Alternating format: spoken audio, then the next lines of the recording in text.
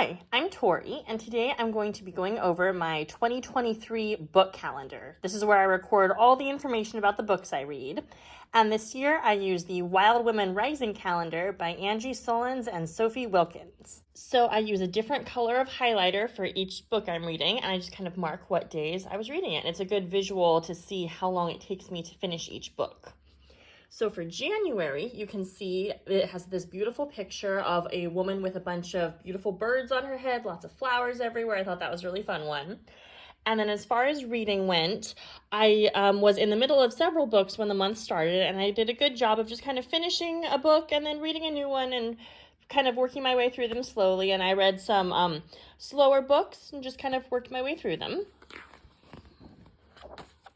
February is this beautiful picture of a woman surrounded by pandas of various kinds. And I love how their ears kind of look like she has ears too. And then for books, I did not do very much reading in February. I was reading kind of longer fantasy books, and so I spent lots of time working my way through those. They weren't quick romance novels. They were more just slow-paced books that I took the time to focus on. March's picture shows a woman with giraffes all around her, and I love that her earring is a little stand for the bird to sit in. That's adorable. And I kind of started picking up my reading pace in March. I was still finishing up those longer, slower books I'd been reading, but then I also started picking up more romance novels too. So it was kind of a mix of both of them, and I had some books that I went through quickly and some books that I spent more time on, and that meant that by the end of the month, I was in the middle of a whole bunch of books. April has this fun owl picture on it. And I didn't read as many books in April. I was still kind of in the middle of a bunch, but I didn't really finish a whole lot. Right at the beginning of the month, I finished a few, but then I just kind of kept building them up. I was working my way through a Wheel of Time book, which always slows me down, and so I didn't really read that many individual books this month.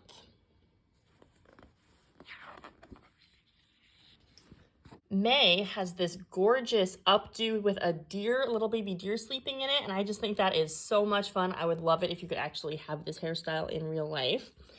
And then I was still reading The Gathering Storm from the Wheel of Time, so that took up a lot of my time, and I did start a few other kind of fantasy romance novels in there too, but I was in the middle of many, many books because I was reading those longer ones still.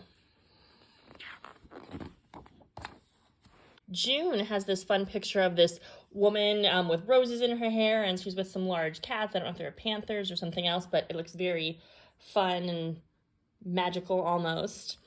And June, I finished The Gathering Storm finally and went right into Towers of Midnight. So once again, not a whole lot of changes in my reading because Wheel of Time books take forever. July has this cute picture of a monkey holding a feather and clinging to this woman's neck, and I think that's really fun. And you can see here I had finished The Towers of Midnight and started A Memory of Light. But at this point, I was kind of needing a break from the Wheel of Time. So as the month went on, I got into a bunch more other books. Some romance novels, some other books, but mostly I was needing a break from the long, intense Wheel of Time. August is basically a bouquet with koalas in this woman's hair. And I was still technically reading A Memory of Light, but I was focusing much more on shorter, fast-paced, lighthearted romance novels. And so those went very quickly, and I started and finished quite a few more books. September has this fun kind of magical picture to it. And I was still reading lots of fast-paced short books, lots of fantasy romance, things like that. And so I picked up and put down quite a few books, but by the end of the month, I'd built up quite a few that I was in the middle of. October has a very spring-like cover for some reason, but I was in the mood for winter already, so I started reading lots of the fun little Christmassy romance novels that are super lighthearted, and so I was just kind of frolicking my way through those. November has this fun picture of a woman sort of meditating with some fish. And I continued to read lots of fast-paced romance novels and just kind of go through those quickly. And I finished them pretty well. So I got to the point where even though I read a lot of books, I was never reading too terribly many at one time. Then December is this fun picture of a woman with basically every kind of bear you can imagine. And I was still reading quite a few romance novels, fast-paced books, but then I kept starting more and more. So by the end of the month, I had built up a whole bunch that I was reading.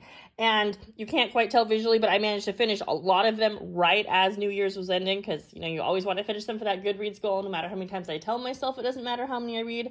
So I did quite a bit of reading in December. So that was my reading calendar for 2023. I was pleased with how well I did. I started out the year reading a lot more kind of slow-paced books and kind of sped it up as the year went on, but I enjoyed my reading very much.